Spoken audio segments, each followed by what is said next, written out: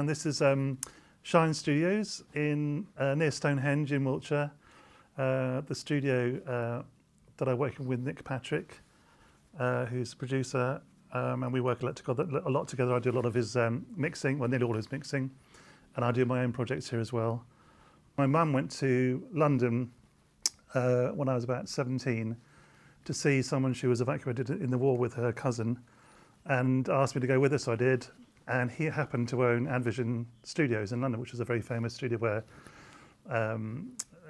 Mark Boland and T-Rex, David Bowie all worked. And I walked into this place and immediately thought, this is great, this is what I want to do.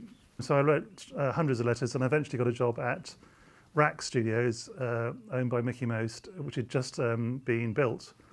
So I was the first tape-op assistant engineer at RAC. The first job I did was the Who Are You album with The Who with Clint Johns, which was pretty amazing. Paul McCartney also that year. And then I did a Yes album for about 12 months non-stop. RAC studio artists, and then including Kim Wilde, who I did Kids in America with, which was my first proper engineering job. And subsequent to that, I did nearly all of her records. About 1981, I think, or 1982, was asked to go with our recording mobile to the south of France to do some demos for Duran Duran for their next album. And I engineered them for them down in the south of France, near Nice. And while I was there, they asked me if I'd like to go on and do the whole album with them, engineer it for them, which I did. So I think going to the Duran Duran album at Air Studios Montserrat was the first Neve. So since then I've worked on VRs and all sorts, all over the place, in Ploustrons in Paris to studios in Spain, in Italy. I worked on one there. British Grove, obviously. There's one in Studio 3 at RAC now, which I was working on recently on the project I'm working on. So I've had my fair share of working on Neves and loved them, obviously. They're very musical and they just sound great. Nick does a lot of orchestral and classical work, so a lot of it's recorded at Abbey Road and Air Studios, big sessions, 60, 70 piece orchestras. And for that kind of music, we felt we needed a Neve.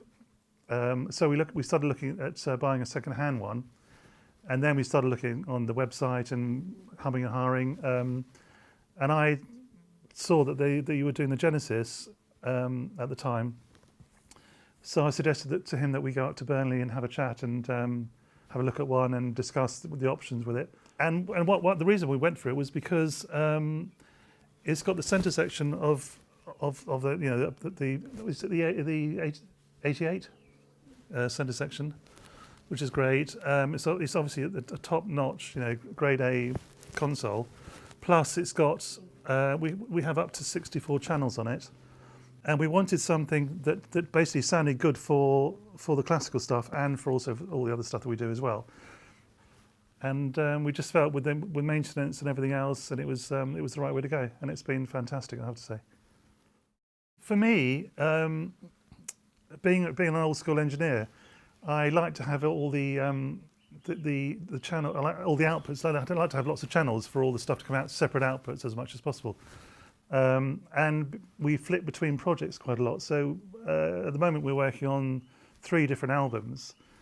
So I wanted something that I could, working on the Pro Tools, that sounded great, that was easy just to flip around between the projects. And so it's really, really quick. I just go, this morning I went from one project to another.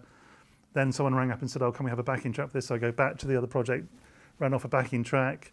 Going back to the days when we had to do recalls, although I know the recall's a lot quicker on this now, but when you had to do the recalls manually, it was a long process to go between different projects, different songs, and certainly different artists. And I think it's fantastic. I just love the way everything's going, and the digital audio is getting better and better and better all the time.